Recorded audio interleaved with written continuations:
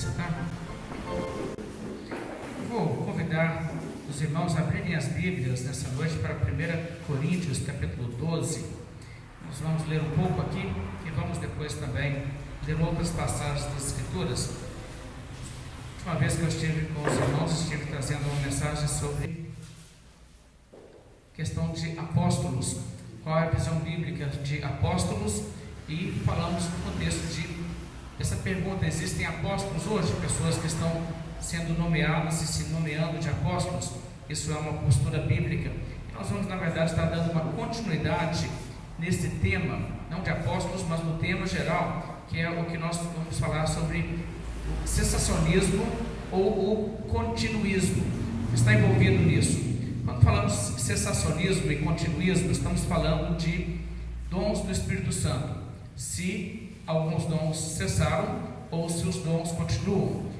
Quantos continuam, quantos cessaram? Seria mais ou menos essa a questão.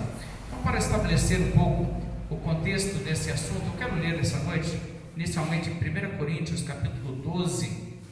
Nós vamos ler os versos 8 a 10 e depois um pouco mais adiante no capítulo. Primeiramente, 1 Coríntios 12, verso 8. E diz assim o texto da palavra de Deus: porque a um é dada, mediante o Espírito, a palavra da sabedoria, a outro, segundo o mesmo Espírito, a palavra do conhecimento, a outro, no mesmo Espírito, a fé, e a outro, no mesmo Espírito, dons de curar, a outro, operações de milagres, a outro, profecia, a outro, discernimento de espíritos, a um, variedade de línguas, e a outro, capacidade para interpretá-las. Aqui nós temos uma lista que o apóstolo Paulo nos fornece de dons do Espírito Santo. Ele começa o capítulo 12 falando com respeito aos dons do Espírito Santo. Ele progride falando sobre esse assunto no capítulo 12 todo, boa parte do capítulo 13 e também o capítulo 14 todo está relacionado principalmente com essa questão de dons espirituais. Então, é um assunto bíblico, um assunto que é desenvolvido com bastante informação aqui pelo apóstolo Paulo. Verdade, para entender bem esse assunto, um estudo desses 3 capítulos, na verdade, é fundamental. Nós não vamos fazer isso, pelo menos nessa altura não, mas nós vamos fazer algumas observações preliminares sobre os dons espirituais. Então, no capítulo 12, nós temos essa lista, e ele volta a fazer uma outra lista também no verso 28. Veja comigo também o que está no verso 28. Aqui o texto continua e diz: a uns estabeleceu Deus na igreja, primeiramente apóstolos, em segundo lugar profetas, em terceiro lugar mestres, depois operadores de milagres, depois dons de curar, socorros, governos, variedade de línguas. Porventura, são todos apóstolos? Ou todos profetas? São todos mestres? Ou operadores de milagres? Têm todos dons de curar? Falam todos em outras línguas? Interpretam-nas todos? Então, aqui novamente ele faz essa citação de diversos dons. E uma coisa que se deve observar é que essa lista dos versos 28 e esse texto aqui agora do final do capítulo é diferente um pouco do trecho que você encontra a partir do verso 8 até o verso 10.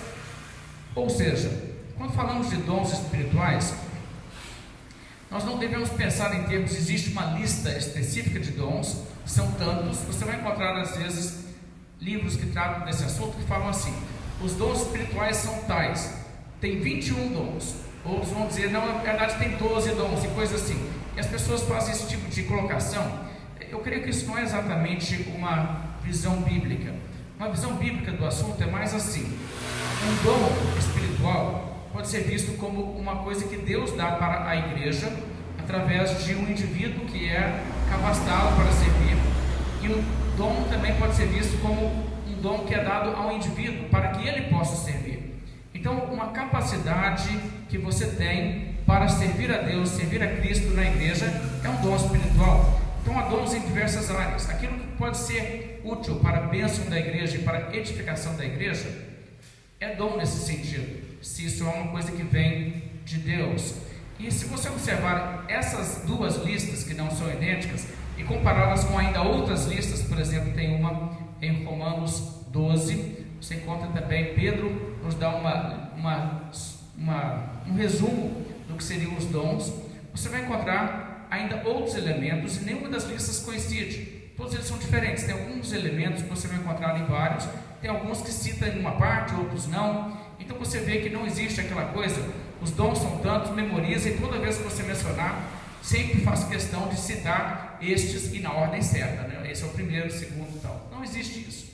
O que existe é sim uma lista em um lugar, outra lista diferente em outro lugar, nos dando então a entender que não é uma coisa que se deve decorar nesse sentido, mas deve se compreender. Para servir a Deus neste mundo e para servir a igreja de Cristo, você pode fazer isso de diversas maneiras e Deus capacita pessoas de forma diferente. Eu vou ler aos irmãos as palavras que nós podemos encontrar nessas diversas passagens da Bíblia. Você tem apóstolos, milagres, cura, profecia, discernimento de espíritos, línguas, interpretação de línguas, evangelismo, isso estaria em Efésios 4, mestre, ensino, palavra do conhecimento, palavra da sabedoria, exortação, fé, socorros, misericórdia, governos, presidir, administração, ministério, contribuição. Então todos esses dons são citados se você fizer um apanhado dos diferentes termos que são usados. Agora me parece que alguns desses seriam nomes diferentes para o mesmo tipo de coisa. Por exemplo, uma pessoa é um mestre. A Bíblia também fala, os pastores e mestres, por exemplo, de Efésios, capítulo 4. E você também tem o dom de ensino, o que parece ser a mesma coisa. O que um pastor mestre faz? Ele ensina. Então seriam dons que estariam muitas vezes associados, não seriam necessariamente distintos. Dom de governos, ou o dom de presidir, também parece estar falando da mesma coisa. São modos diferentes de falar de uma mesma atividade. Alguém que preside, alguém que governa, é a mesma coisa. Então essas palavras não querem dizer necessariamente um número de dons distintos, mas são áreas de serviço, por assim dizer. Agora, quando falamos então sobre os dons e essa questão do continuismo ou cessacionismo, o que está realmente sendo discutido sobre isso? Bem, o cessacionismo é uma posição que entende que alguns desses dons não estão presentes hoje na igreja, e o continuismo insiste que os dons estão presentes. Agora é difícil você encontrar um continuista pleno. Existem alguns. Um continuista pleno seria alguém que insiste que todos os dons citados na Bíblia estão presentes hoje, inclusive o dom de apóstolos. Como nós observamos no outro estudo, se nós pensarmos sobre essa questão, fica muito fácil de demonstrar biblicamente que nós não temos apóstolos presentes hoje. Então, como apóstolos é citado, por exemplo, aqui no verso 28, 1 Coríntios 12, como dons que Deus deu para a igreja, nós temos então a conclusão de que se alguém admite, bem, nós não temos apóstolos hoje, apóstolos são aqueles da Bíblia, e hoje nós não temos apóstolos. Então essa pessoa já admitiu que em algum sentido ela é cessacionista, se ela não crê que existem apóstolos. O dom de apóstolos cessou, ele não está mais sendo concedido. Quem recebeu naquela época teve, essas pessoas não estão conosco fisicamente, então a igreja não teria apóstolos fisicamente presentes, teríamos os escritos deles apenas. Bem, existem outros dons que também são polêmicos nesse debate.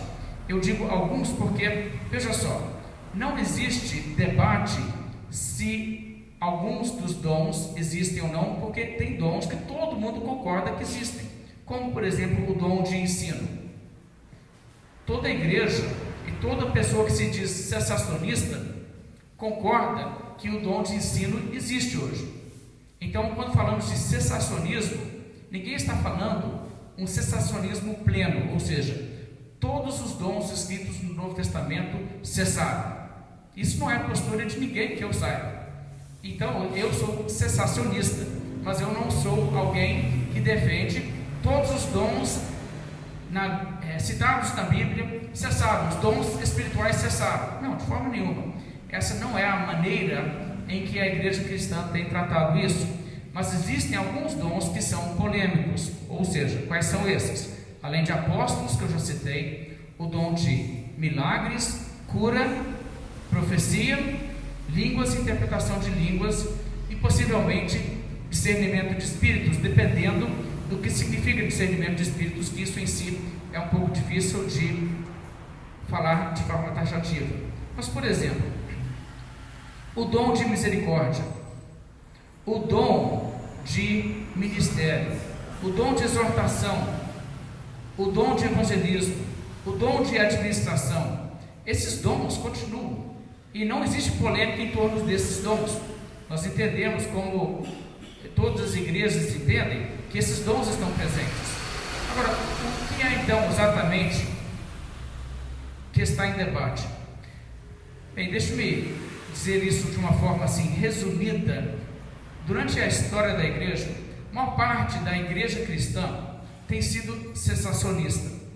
Então, desde o início do movimento pentecostal é que realmente surgiu essa polêmica. É importante entender que historicamente o movimento pentecostal começou bem no início do século XX. Não é anterior a esse período, não é mais antigo que isso. Ou seja, se você estivesse numa igreja evangélica em 1820, você não teria ali continuistas, você só encontraria cessacionistas. Essa era a posição da igreja cristã. Se você estivesse em 1710 numa igreja evangélica, a sua congregação seria composta de cessacionistas. Se você estivesse no período da Reforma, as igrejas evangélicas eram cessacionistas. Isso é importante entender e isso é fácil de comprovar historicamente, e eu vou dar alguma sustentação para essas afirmações ao longo do estudo. Mas o que aconteceu de fato é que, no entendimento que estava já estabelecido nas igrejas evangélicas, nas igrejas protestantes desde a Reforma, que os dons miraculosos haviam cessado, dom de milagres, dom de curar, dom de línguas, dom de interpretação de línguas, que essas coisas haviam cessado, começou um movimento dentro do que nós chamamos de evangelicalismo. Na verdade, o ano 1903 foi um ano também de muita importância no início do movimento. Começou um novo movimento que se tornou o que nós chamamos de movimento pentecostal, que tem diversos nomes. Tem o nome de o movimento de renovação. Essas palavras que são associadas também, a palavra carismático tem a ver com isso. Na verdade, em alguns desdobramentos da história vem a ser chamado carismático a partir dos anos 60. Mas o que acontece é que com isso, pessoas começaram a dizer, inicialmente, que os dons voltaram para a igreja, os dons miraculosos, eles ressurgiram, Deus os concedeu de novo. O argumento principal que era usado no início era dizer assim: esses dons não existiram durante séculos, é verdade, mas agora eles foram restaurados, e eles foram restaurados porque nós estamos nos últimos dias. E como Cristo vai voltar agora estamos na iminência da volta de Cristo, é por isso que agora esses dons voltaram. Esse foi o argumento principalmente apresentado, porque as pessoas disseram: mas por que agora? Por que isso? E havia muita discussão sobre a ideia de que isso tornaria possível a igreja fazer a missão de evangelizar o mundo inteiro até os povos não alcançados em breve tempo, com poder miraculoso para fazer sinais e prodígios, inclusive de pregar o evangelho nas línguas das pessoas, as línguas nativas, sem ter aprendido esses idiomas. E assim era a expectativa de como isso desenvolveria. Bem, agora nós já estamos aqui 117 anos depois desse momento, e o discurso hoje já é um pouco diferente. não se fala mais que isso voltou a ser restaurado, porque estamos na iminência da volta de Cristo. Porque senão você começa a entrar naquele mesmo problema que tem seitas como as Testemunhas de Jeová, que vivem marcando datas para tudo, e depois não tem muito como enfrentar novamente as pessoas para quem eles anunciaram, né? O fim do mundo é 1914, o fim do mundo é 1960, aquelas datas que eles marcam. Na verdade, o que você vai mais ouvir hoje é que os dons deveriam sempre ter estado na igreja, e muitos até alegam que sempre estiveram, sempre teve, ou talvez escondido num lugar. Talvez aconteceu uma coisa como um determinado pentecostal que eu ouvi falando certa vez na televisão, dizendo, esses dons devem ter acontecido, por exemplo, o dom de línguas, o dom de curas, deve ter acontecido num lugar, mas não houve registro disso. Pode ter acontecido, por exemplo, num monastério na Rússia, e ninguém escreveu a respeito. Ou seja, essa foi uma das linhas de argumentação para dizer, na verdade, não é que houve uma restauração dos dons. Os dons sempre estiveram presentes, eles simplesmente passavam despercebidos ao registro histórico. E também existem aquelas pessoas que dizem, isso acontece devido ao pecado da igreja. Quando a igreja não está buscando, Deus não dá. Então, se as pessoas têm uma frieza espiritual, não querem os dons, não buscam os dons, então eles não encontram os dons. Então, é uma questão mesmo de que quem busca, encontra. E por isso, quando eles falam, por exemplo, do avivamento da Rua Azusa nos Estados Unidos, quando houve o início mesmo, aquele pontapé inicial, vamos dizer assim, clássico do movimento pentecostal, eles falam que ali Deus derramou o Espírito porque as pessoas buscaram, as pessoas clamaram por isso. Então existe também essa linha de argumentar. A igreja durante séculos teve uma ausência predominante, pelo menos, dos dons, por falta de realmente buscar essas coisas. Bem, então isso é um pouco de como está a discussão, o debate sobre isso. Nós vamos observar o que a Bíblia tem a dizer sobre isso. E nós vamos fazer isso da seguinte forma: nós não vamos analisar os dons que são matéria de consenso. Vamos falar apenas de dons que são polêmicos, como falamos sobre apóstolos. Hoje eu quero falar sobre o dom de milagre e de curas. O que isso tem a ver? Então, para falar sobre isso, nós voltamos aqui a 1 Coríntios capítulo 12. Eu quero observar com os irmãos que nós temos diversos dons aqui. No verso 9 diz: a outro no mesmo Espírito a fé, a outro no mesmo Espírito dons de curar, a outro operações de milagres. Está vendo? Dons de curar e operações de milagres, o que parece indicar que milagres está em alguma forma até distinto de curar.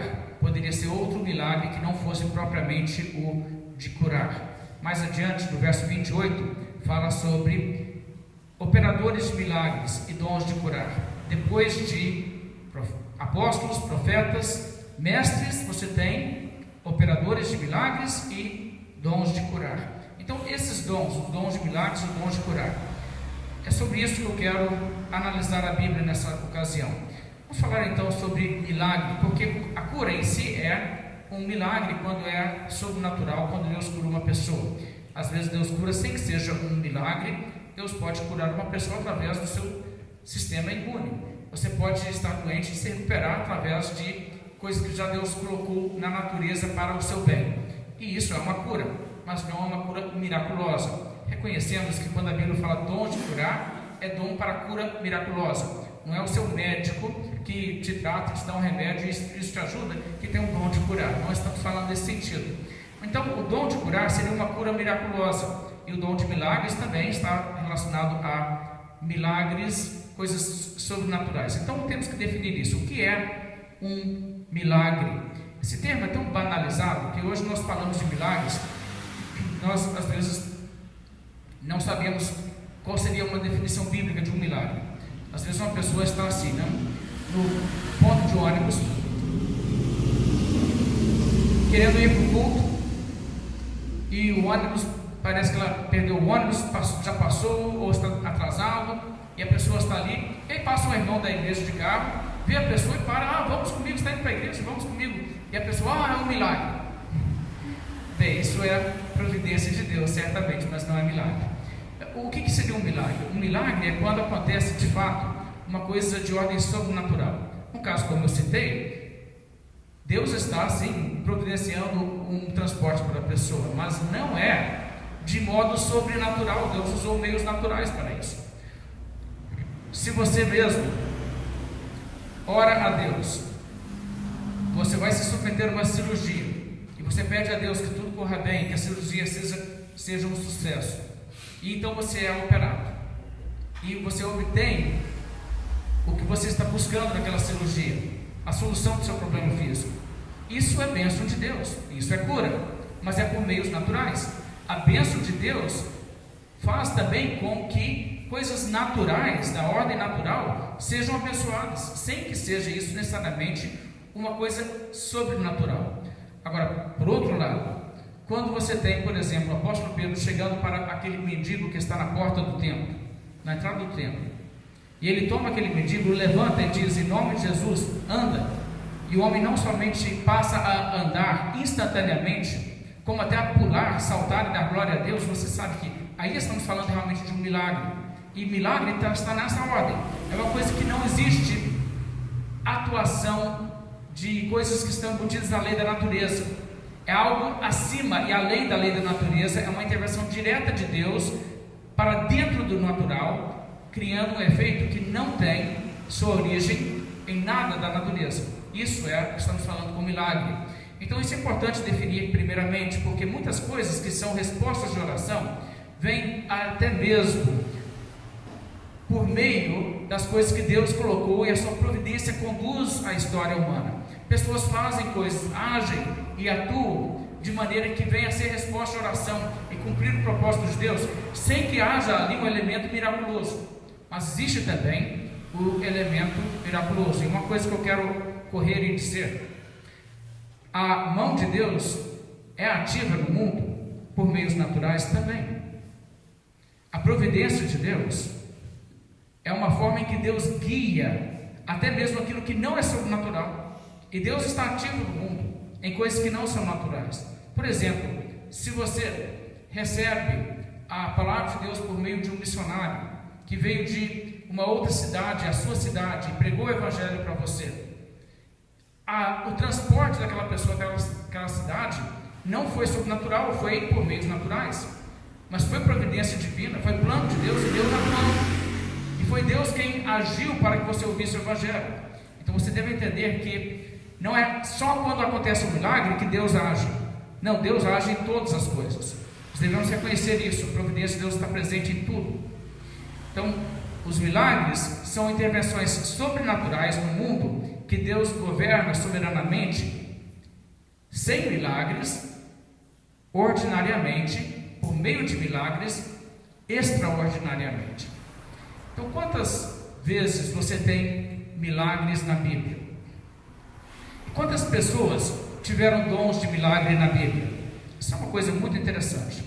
Muitas vezes evangélicos têm a impressão, pelo menos passam a impressão, de que no período bíblico você vai ver um milagre em toda a página da Bíblia, e todo mundo que viveu naqueles tempos da Bíblia viu milagres constantemente, então devemos ter um milagre hoje também. Deus tem um milagre para você hoje, irmão, né? Mais ou menos assim a coisa, todo dia um milagre. Bem, será que é realmente assim? Na verdade, se você estudar a Bíblia, você vai perceber que a experiência típica de um servo de Deus na Bíblia era de viver a sua vida inteira e nunca ver um milagre. E isso é importante entender.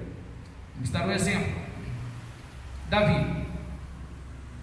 Davi viveu a sua vida, uma vida bem normal, humana, sem assistência de milagres.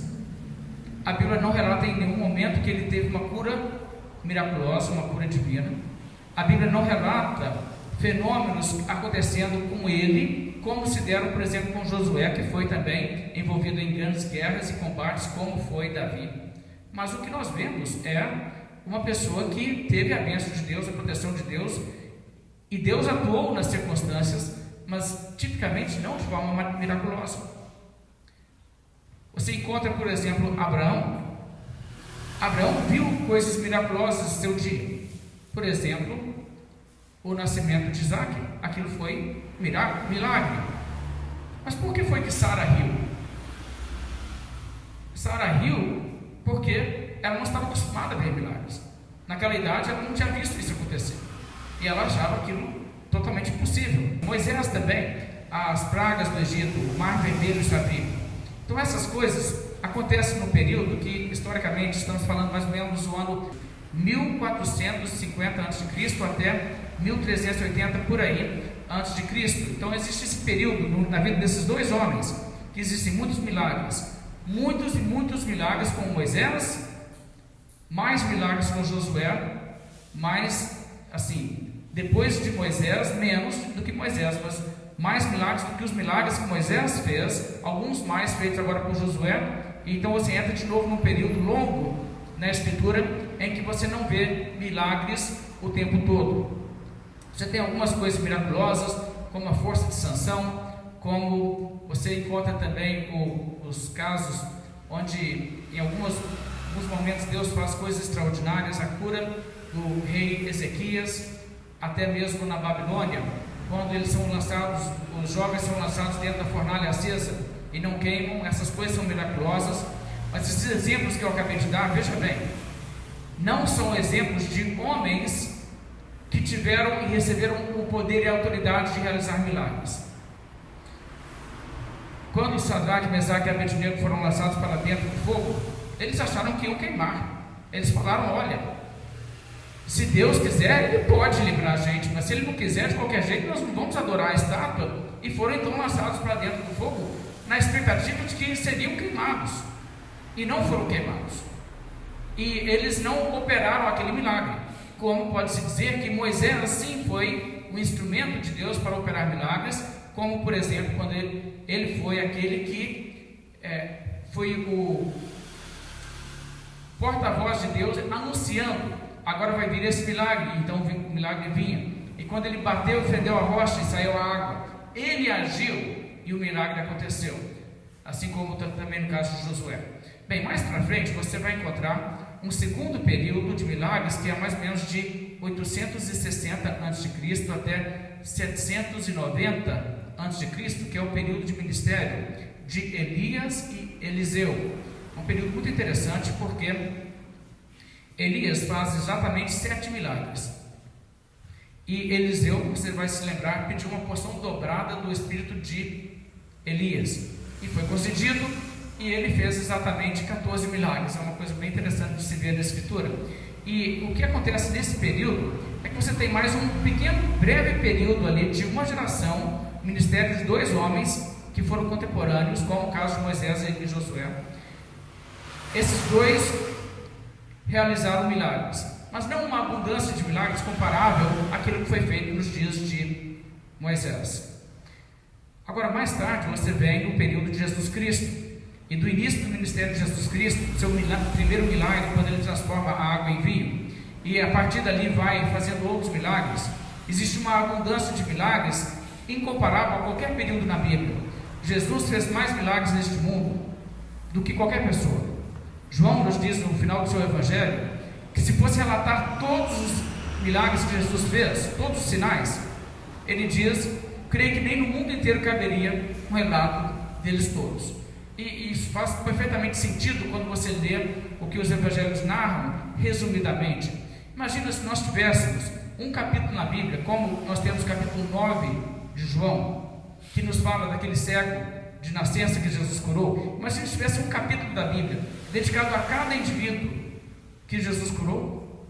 Gente, é até uma Bíblia enorme. Ninguém até nunca acabado de ler a Bíblia, porque essa é a vida de muita gente. Jesus curou milhares e milhares de pessoas, e não somente isso, houve outros milagres que ele fez em abundância. Então o ministério de Cristo foi um ministério de muitíssimos milagres, e os apóstolos também de Cristo fizeram milagres, e o livro de Atos nos relata de bem poucos indivíduos, mas alguns, além dos apóstolos de Cristo, que também tiveram o poder e operaram milagres também naquele período do ministério dos apóstolos, que Atos dos Apóstolos nos relata. Mas então o que você deve reconhecer é que houve esses 3 períodos de muito milagre. Agora, quantos indivíduos então na Bíblia receberam o poder de fazer milagres? Na verdade, não muitos. No Velho Testamento todo, quatro indivíduos. E no Novo Testamento, Jesus, os apóstolos e mais alguns, mas poucos. Então, com essas pessoas, você deve perceber que não existe na Bíblia uma ideia de que a experiência típica de um cristão é ver milagres o tempo todo, e nem de todo cristão realizar milagres. Como nós acabamos de ler aqui em 1 Coríntios, a uns Deus concede um dom, a outros outro dom. A uns o dom de milagres, a outro o dom de curar, a um interpretação de línguas, a outro o dom de falar em línguas. E nem mesmo a mesma pessoa que falava em línguas teria o dom de interpretar. Então o que você encontra é que existe essa distribuição que faz com que muitos cristãos terão dons em outras áreas, mas não terão esses. Então, no período bíblico mesmo, você não tem a característica de que cristãos generalizadamente têm o dom de operar milagres ou têm o poder para curar. Não seria assim até mesmo naquela época. E eu sustento que o dom de curas, o dom de milagres, esses dons cessaram, não estão presentes hoje. Mas mesmo quando eles estavam presentes, não era todo cristão que os teria, era uma minoria de cristãos que os teria. Bem, vamos então agora para o livro de Êxodo. Eu quero começar a falar sobre o poder de realizar milagres, os dons miraculosos e qual é a sua finalidade. Porque veja só, a Bíblia não mostra Deus fazendo uso de milagres tanto para remediar situações ruins, como para mostrar o seu poder. Deus é onisciente, Ele é todo poderoso, e Deus planejou as coisas de uma maneira que, quando Ele criou o mundo, Ele já sabia de tudo que iria acontecer. Então Ele já não estaria, vamos dizer assim, pego de surpresa a nenhum momento da história, onde Deus falasse: opa, aconteceu isso, o que eu faço agora? Eu vou ter que então fazer um milagre. Não, Deus poderia colocar as coisas em andamento numa direção que preveniria tudo isso aí, que nenhuma emergência viesse que não pudesse ser atendida por que precisasse ser atendida por um milagre. E deixa eu dar um exemplo. Lembra aquele cego de nascença que eu referi de João 9? A pergunta é levantada: por que esse nasceu cego? Foi ele que pecou? Foi os pais dele? Que foi? E Jesus disse: nem ele pecou, nem seus pais, mas foi para que se manifestasse a glória de Deus. Então, eu quero que você entenda uma coisa. Jesus não curou aquele homem para remediar um problema, que era o único jeito de remediar o problema.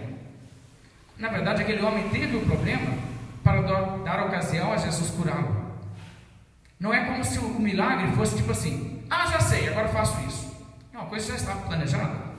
Deus já estava planejando fazer aquele milagre, por isso aquele homem foi também colocado nessa situação, para que Jesus o curasse. E você vê então que se o problema fosse assim, o plano de Deus é que você estivesse sempre saudável, e Deus não quisesse que você estivesse doente, Deus não precisaria nunca te curar. Ele poderia sempre prevenir que você ficasse doente.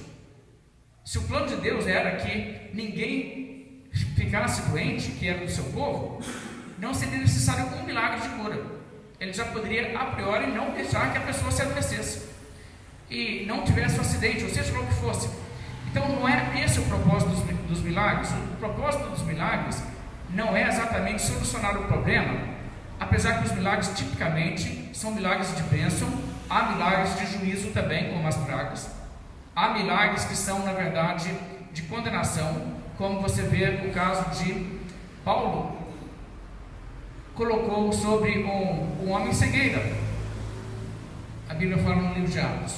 Existem esses milagres também, mas os milagres não são tanto para resolver o problema imediato, mas o problema é ocasionado pela providência de Deus, para que a intervenção miraculosa venha a comunicar algo sobre Deus, a presença de Deus. E no caso de uma pessoa que recebe o poder de fazer milagres, o fato que aquela pessoa recebe um selo de aprovação divina como mensageiro de Deus. E é isso que realmente está envolvido aqui.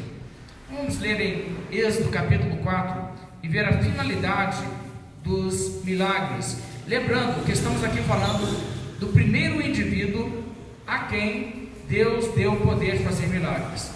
Na história do mundo, em toda a narrativa bíblica, Moisés o primeiro. Êxodo 4. Respondeu Moisés: mas eis que não crerão, nem acudirão a minha voz, pois dirão: o Senhor não te apareceu. Perguntou-lhe o Senhor: que é isso que tens na mão? Respondeu-lhe: um bordão. Então lhe disse: lança-o na terra.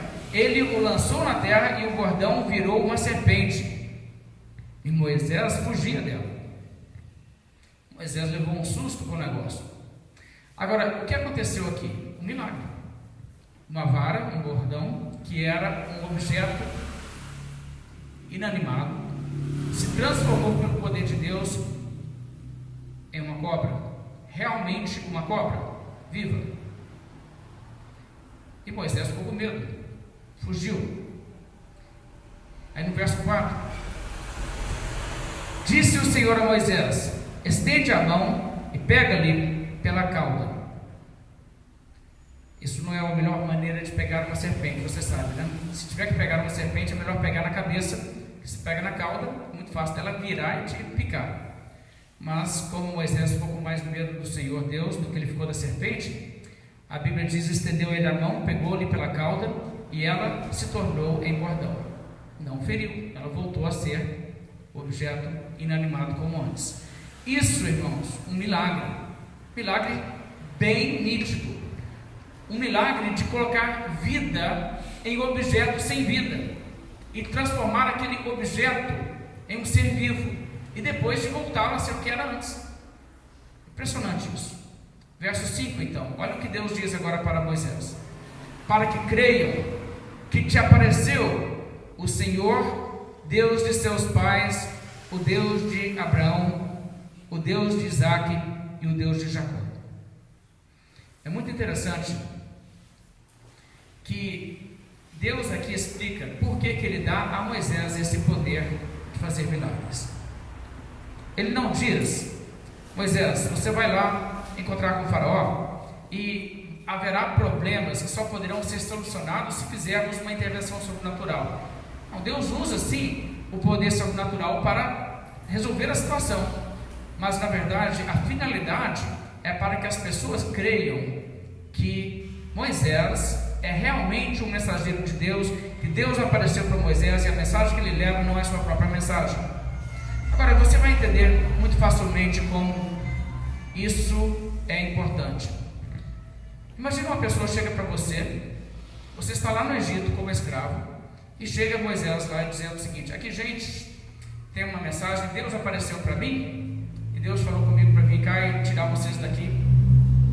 Você diria provavelmente assim: como assim Deus apareceu para você? Como que eu vou saber se isso é verdade? É muito fácil uma pessoa inventar uma história dessas, mas é difícil de saber se é verdade. Então o que Deus vai fazer é que Deus vai autenticar o seu mensageiro, dando-lhe essa autoridade.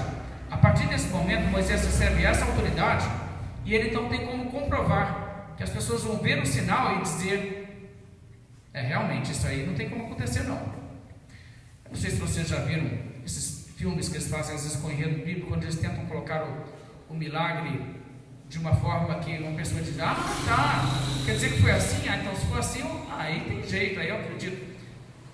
Um filme recente sobre Moisés mostra a questão do Mar Vermelho, não como a Bíblia diz que o mar se abrindo, sendo com paredes de um lado e do outro, com o sol passando no meio, como os filmes mais antigos, né?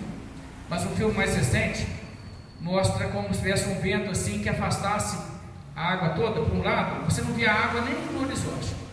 Aí o pessoal atravessa e depois vem aquela onda de volta. Ah, isso tem um fenômeno da natureza que pode fazer com que isso aconteça. Irmãos, se for um fenômeno da natureza, não foi um milagre, entende? As pessoas dizem: mas se for assim, aí eu acredito.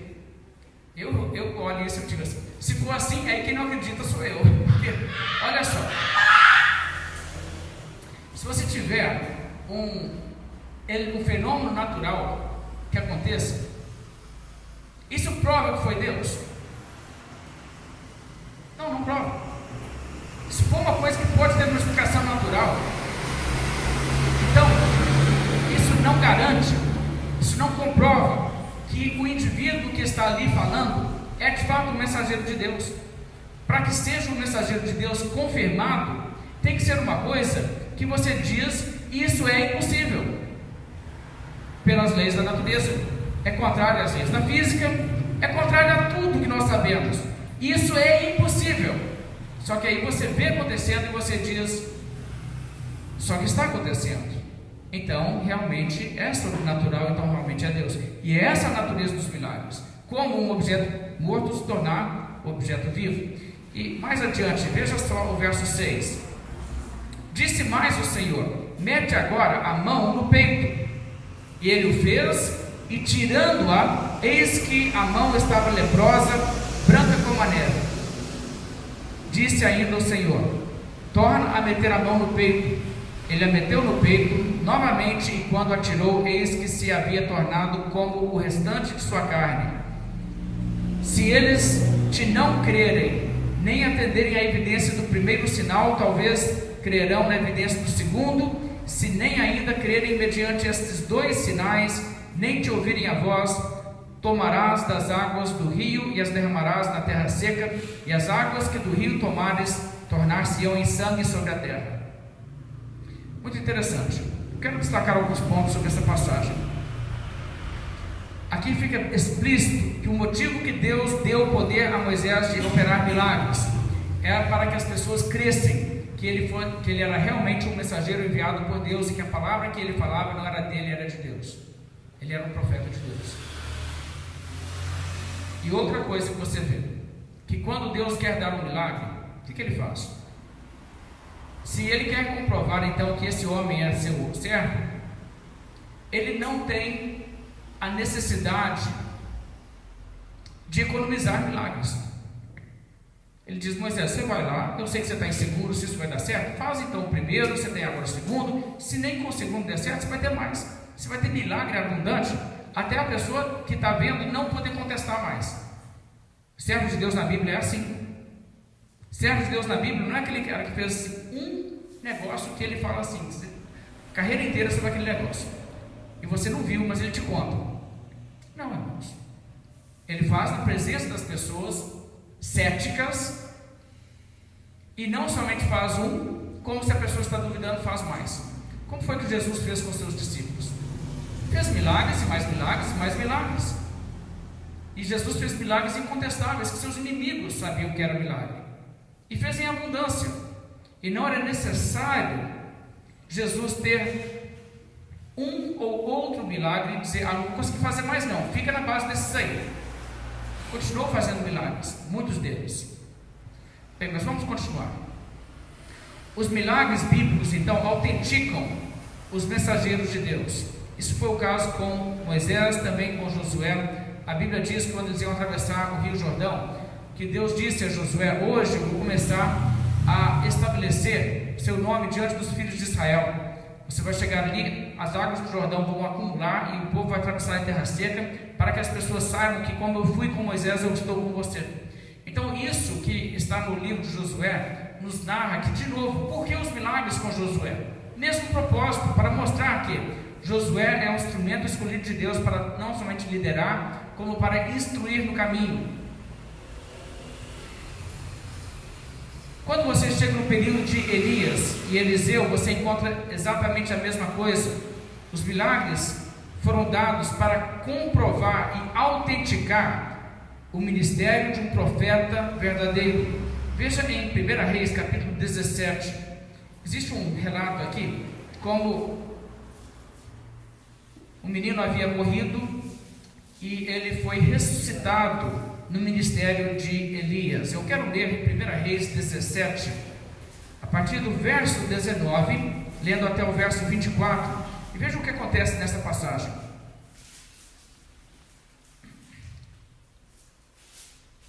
1 Reis 17, 19. Ele lhe disse: dá-me o teu filho. Tomou dos braços dela e o levou para cima ao seu quarto, onde ele mesmo se hospedara, e o deitou em sua cama.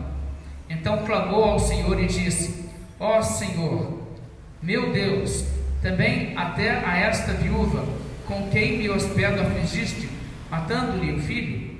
E estendeu-se-lhe 3 vezes sobre o menino, clamou ao Senhor e disse: ó Senhor, meu Deus, rogo-te que faças a alma deste menino tornar a entrar nele. O Senhor atendeu a voz de Elias, e a alma do menino tornou a entrar nele e reviveu. Elias tomou o menino e o trouxe do quarto à casa e o deu à sua mãe e lhe disse: vê, teu filho vive. Agora preste atenção. Então a mulher disse a Elias: nisto conheço agora que tu és homem de Deus e que a palavra do Senhor na tua boca é verdade. Que declaração! Qual foi a finalidade do milagre? Comprovar que este indivíduo é um verdadeiro profeta de Deus. Se Deus dá o poder de operar milagres para alguém, você pode saber uma coisa: aquele não somente é um homem de Deus, como ele é um porta-voz fiel da mensagem de Deus. Pode seguir o que ele fala, pode seguir.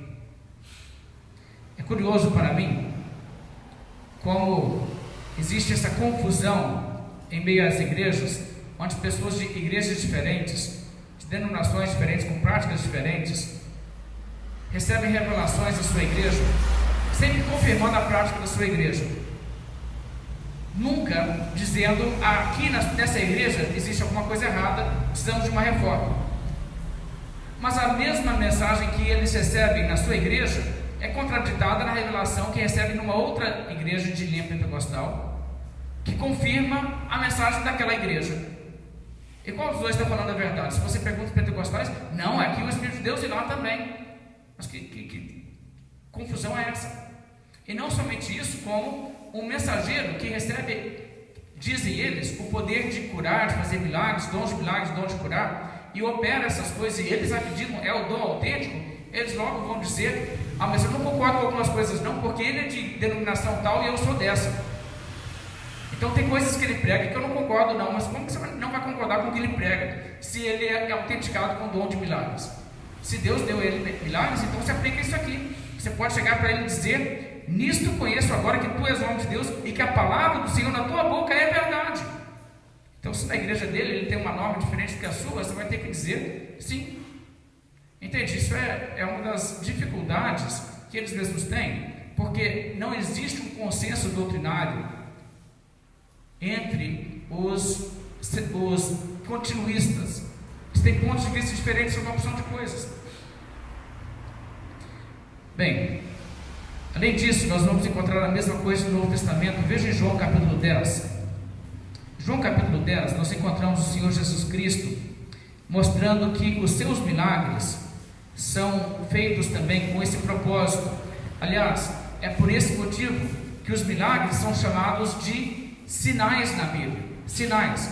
Sabe, um sinal não é uma coisa que você toma como uma coisa em si.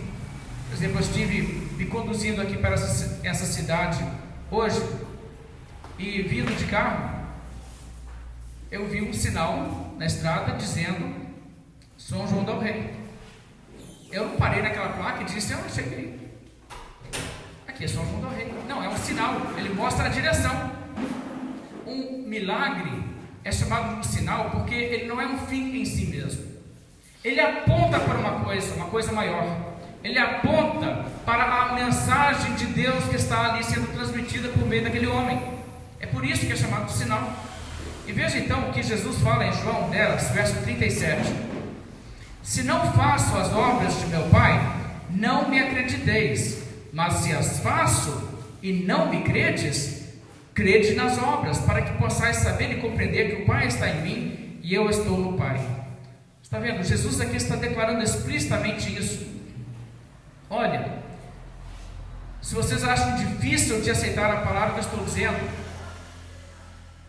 que quem eu sou o Filho unigênito de Deus, vocês acham isso difícil? Observe os milagres, veja os milagres, creia pelo menos por causa disso. E para uma pessoa sensata, bastava isso. Veja no capítulo 9 de João. Quero ler um pouco do relato do cego de nascença que Jesus curou. Eu vou começar em João 9, verso 24. Veja só que coisa interessante. Então chamaram pela segunda vez o homem que fora cego e lhe disseram: dá glória a Deus, nós sabemos que esse homem é pecador. Ele retrucou: se é pecador, não sei. Uma coisa sei, eu era cego e agora vejo. Quero parar aqui e fazer algumas observações.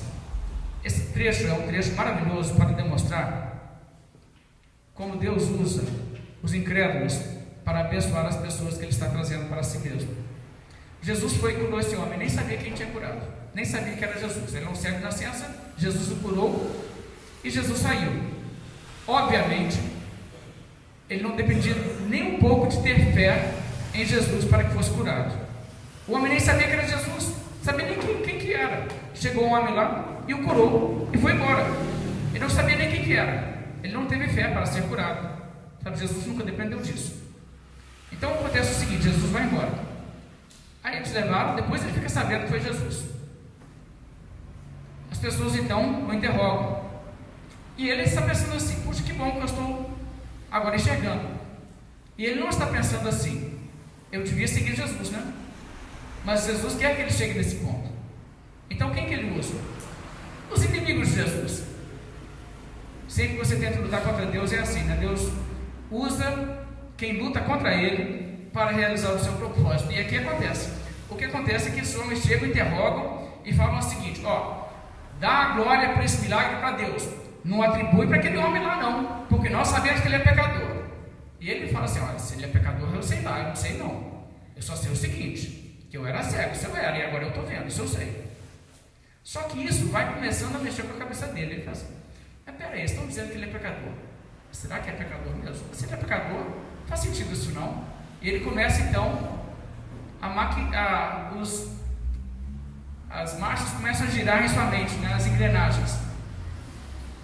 Verso 26. Perguntaram depois: que te fez ele? Como te abriu os olhos? Ele lhes respondeu: já vos disse e não atendestes? Por que quereis ouvir outra vez? Porventura quereis vós também tornar-vos seus discípulos? Então o injuriaram e lhe disseram: discípulo dele és tu, mas nós somos discípulos de Moisés. Sabemos que Deus falou a Moisés, mas este nem sabemos de onde é. Veja como que a conversa vai desenvolvendo e como vai empurrando esse homem na direção certa. Eles questionam: como tem como esse homem ter te curado? Não, como que ele te curou? Eu já falei isso para vocês tudo. Vocês não escutaram quando eu falei? Agora esse homem sabe uma coisa: conforme os fariseus, Jesus não fez o milagre. Ele sabe que Jesus fez o milagre. Então uma coisa ele sabe muito bem: os fariseus, o conhecimento deles não está certo não. Ele sabe muito bem que não está. Ele sabe que ele foi curado. Então ele está pensando, ele diz: como ele sabe tão pouco, né? De repente eles estão pensando em virar discípulo de Jesus também. Eles estão querendo saber se ele realmente fez esse milagre. De repente eles viram discípulo de Jesus. Então ele pergunta isso e eles tomam por ofensa. E eles se tornam indignados com ele. Que discípulo de Jesus? O que? Discípulo de Jesus é você. Falam assim com ele como se fosse um insulto. Agora preste bem atenção nisso. Verso 29. Sabemos que Deus falou a Moisés. Ah é? Como que você sabe que Deus falou com Moisés? Está certo, Deus falou com Moisés nisso, mas como que você sabe isso? É porque Moisés fez sinais. Moisés não poderia ter feito aqueles sinais se não tivesse Deus falado com ele. Então eles sabiam isso. Aí eles dizem: quanto a este, nem sabemos de onde ele é. Só que pelo mesmo critério, eles teriam que admitir que Jesus fala por Deus também, pelo mesmo critério. Nós vamos parar aí, vamos pensar um pouco. Imagine Jesus vindo a este mundo e não fazendo milagres, mas pregando, sem fazer nenhum milagre. Jesus chega no mundo e ele diz: olha, tem uma mensagem, vocês devem me seguir, crer em mim, eu sou o Filho unigênito de Deus, eu e o Pai somos um, quem me vê a mim vê o Pai. Aliás, veio a hora em que nem no templo em Jerusalém se vai adorar o Pai, mas os verdadeiros adoradores adorarão a Deus em espírito e em verdade. E eu sou o Senhor do sábado. E essas coisas todas que ele vai falando, essas reivindicações grandiosas, e até mesmo essa declaração clara de Jesus, de que ele está introduzindo um novo período, em que não se terá mais o templo em Jerusalém, e não precisa mais dele, não existe mais necessidade desse templo em Jerusalém, porque agora a coisa está mudando, uma nova aliança, um novo regime. Sabe o que você faria? Se você fosse sensato, você olharia, ouviria aquele homem, e ele não fez nenhum milagre, você diria o seguinte: olha, não sei não, viu? Deus falou com Moisés, isso eu sei por certo, que Deus falou com Moisés. Com esse aí realmente não tem como saber. Por meio das dúvidas, às vezes é melhor ficar seguindo a lei de Moisés. Ele está tentando introduzir um novo regime aqui. Eu não vou parar de ir ao templo fazer sacrifício de animal. Quem garante que esse homem falou com Deus mesmo? Está vendo? Era totalmente legítimo. Para introduzir uma nova revelação, uma nova aliança e uma mudança de regime, era sim necessário que Deus desse a confiança ao seu povo de que isso era certo. Por isso também Jesus faz os milagres, e ele comprova que ele não é uma pessoa que está fazendo isso sem o poder de Deus. É impossível os milagres que Jesus faz.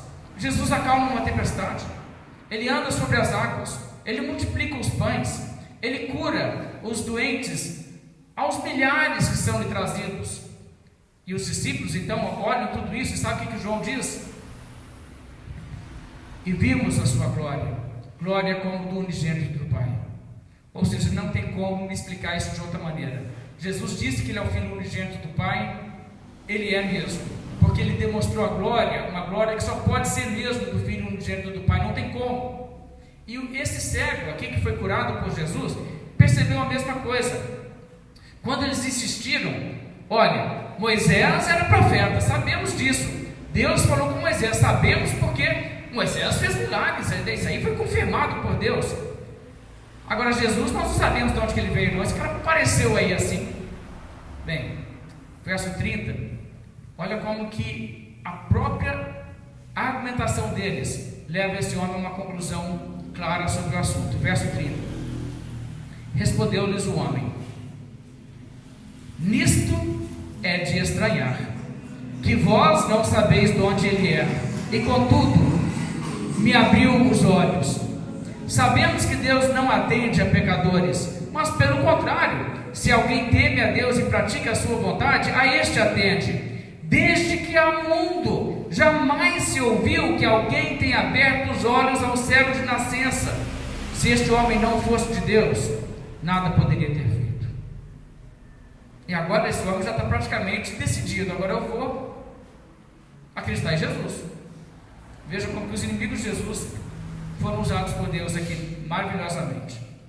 Sabe, eu fico pensando quando eu leio isso, aquele menino criado em Israel com conhecimento da Bíblia, do Velho Testamento, os pais narrando e contando para ele, nunca tendo o privilégio de ler a Bíblia por si, mas ouvindo de seus pais. Talvez uma conversa, um dia o pai falando sobre milagres que Deus fez no Velho Testamento, e ele perguntando para o pai: pai, Deus alguma vez curou um cego de nascença? E o pai falando com ele: oh meu filho, não tem nenhum caso, isso aí Deus nunca fez, desde que há mundo, Deus nunca curou um cego de nascença. E ele deve ter pensado naquilo a vida inteira, não? No meu caso não tem jeito não. E aí Jesus o cura. E agora que ele passa por isso, ele diz o seguinte: Vocês não sabem onde que ele é, não? Pois eu sei. Ele é de Deus. Sabe, então essa é a finalidade dos milagres. E Deus usou os milagres para isso. Deus usou os milagres para converter esse homem. Deus usou os milagres também para converter os seus apóstolos. A Bíblia diz que eles viram o milagre e creram nele. De fato, era importante que fosse assim. Isso também é narrado em relação ao ministério dos apóstolos. Eu quero que vocês vejam em Atos capítulo 14.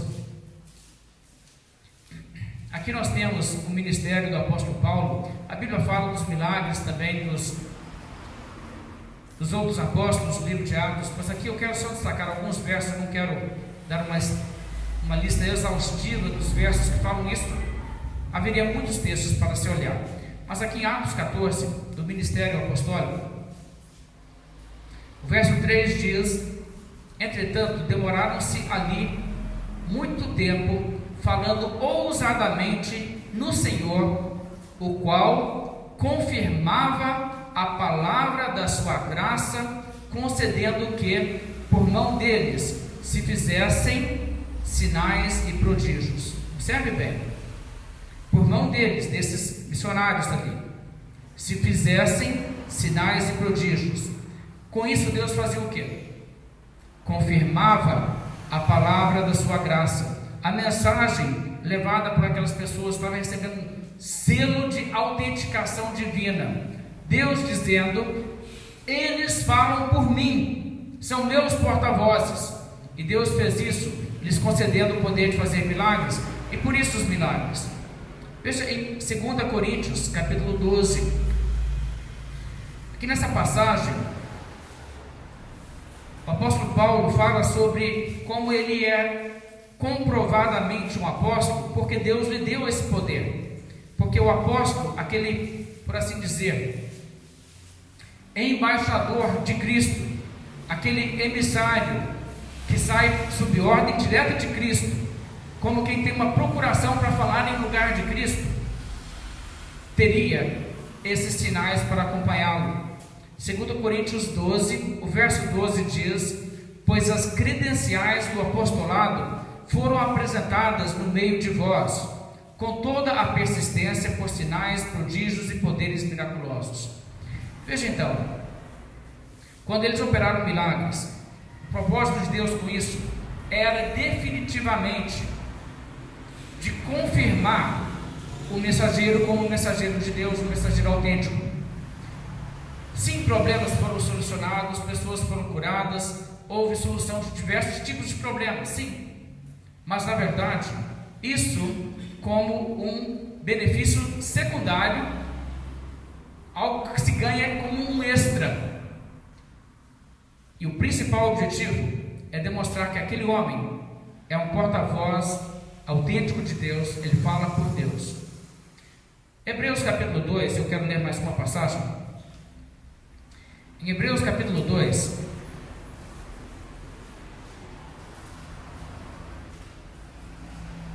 verso 4,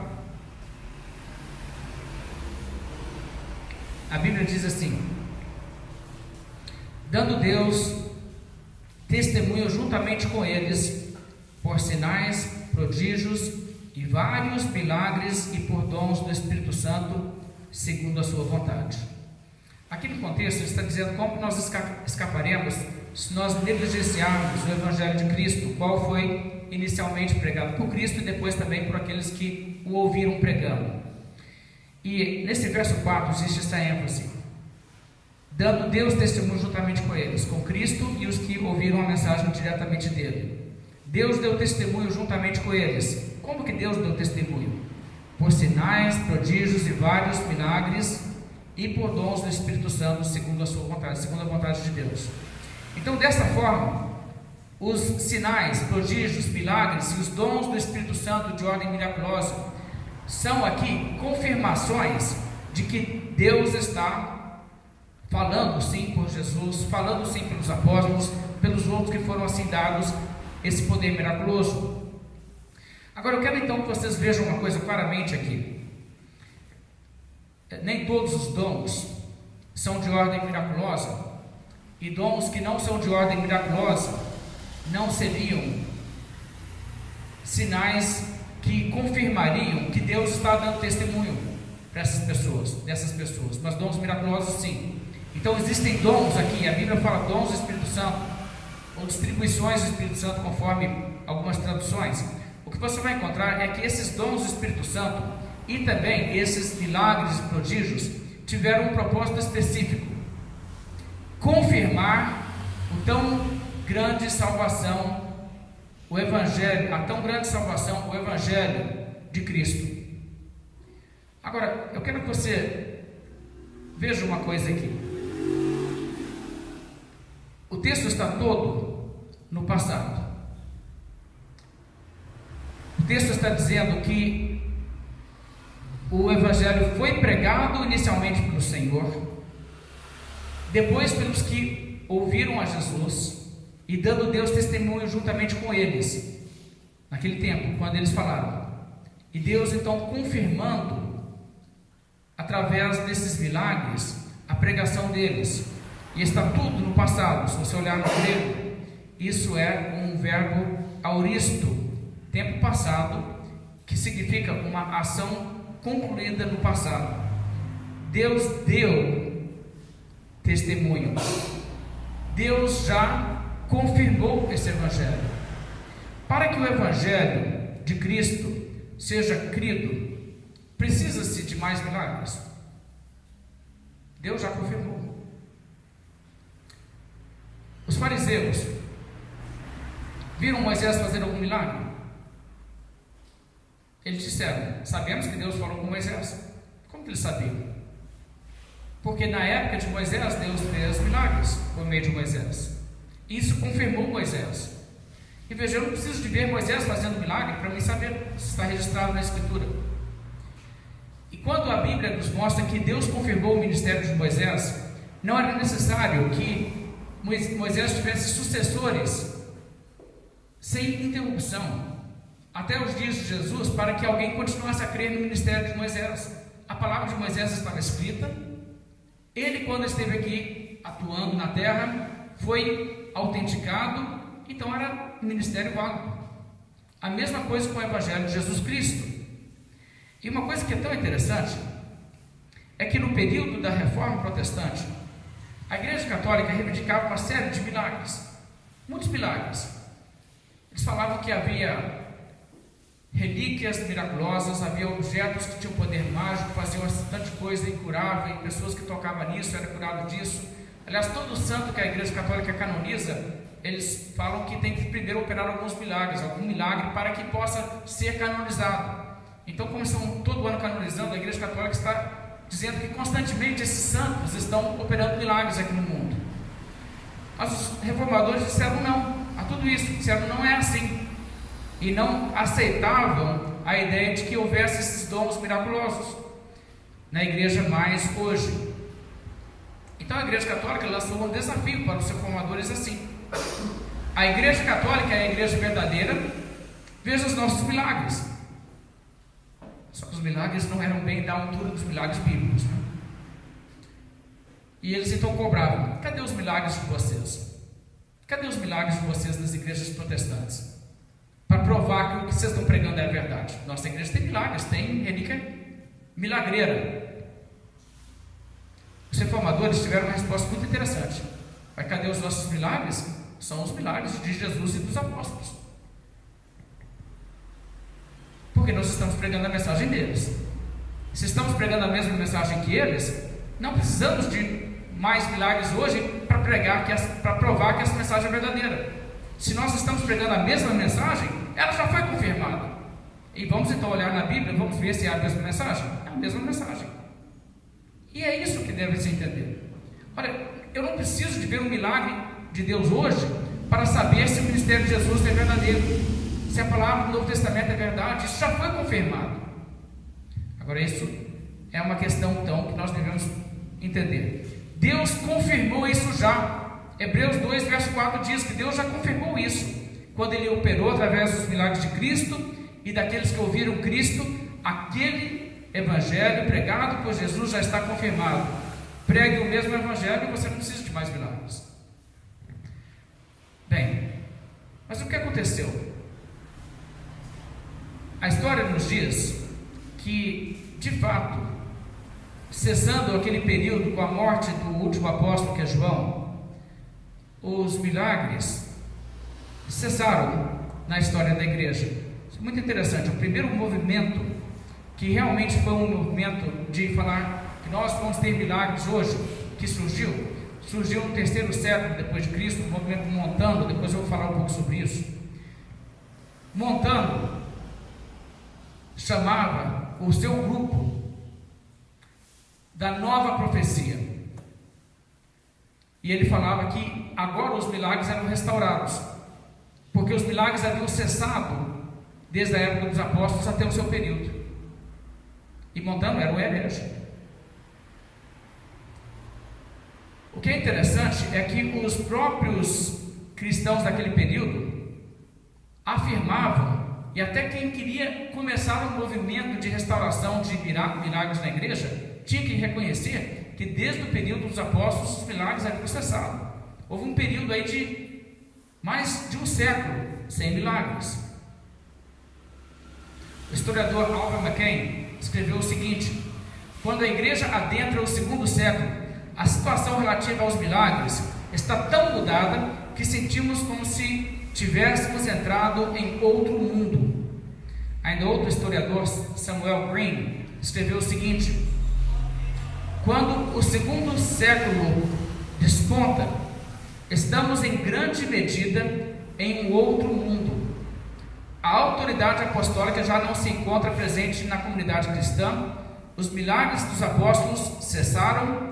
Não podemos duvidar que foi do propósito divino desta forma destacar aquele período apostólico, o período da inspiração das Escrituras, para estabelecer uma fronteira nítida entre aquele tempo e os tempos posteriores. Isso é um historiador da igreja. E assim as pessoas entenderam. Então, Martinho Lutero, por exemplo, falou o seguinte: o derramar visível do Espírito Santo foi necessário para o estabelecimento da igreja no princípio, assim como também foram os milagres que acompanharam o dom do Espírito Santo, uma vez que a igreja já foi estabelecida e propriamente confirmada através destes milagres. Já não aparece visivelmente o Espírito Santo e esses dons cessaram. João Calvino escreveu: o dom de curar, assim como os demais milagres que aprouve ao Senhor conceder por algum tempo, cessaram para que a proclamação do Evangelho se tornasse maravilhosa para sempre. Eu poderia citar outras pessoas, vou citar somente mais um. Charles Spurgeon, pastor batista do século XIX, escreveu assim: aqueles milagres de outrora partiram, não estão mais conosco. Isso era o entendimento da igreja reformada, e era a visão reformada. Isso é uma constatação histórica. Não é que a Bíblia, enquanto estava sendo escrita, disse agora acabaram os milagres. Enquanto a Bíblia foi escrita, os milagres ainda aconteciam. Mas encerrou-se a escritura, aqueles mensageiros também terminaram o seu ministério, e não existe relato histórico de que houve outros depois deles recebendo dons miraculosos. Isso é uma informação importante para levar em conta sobre isso. Temos muito mais a dizer sobre esse assunto, mas vamos parar nessa altura por hoje, e se Deus quiser, amanhã à noite nós damos uma continuidade a esse assunto. Vamos nos colocar de pé fazendo uma oração.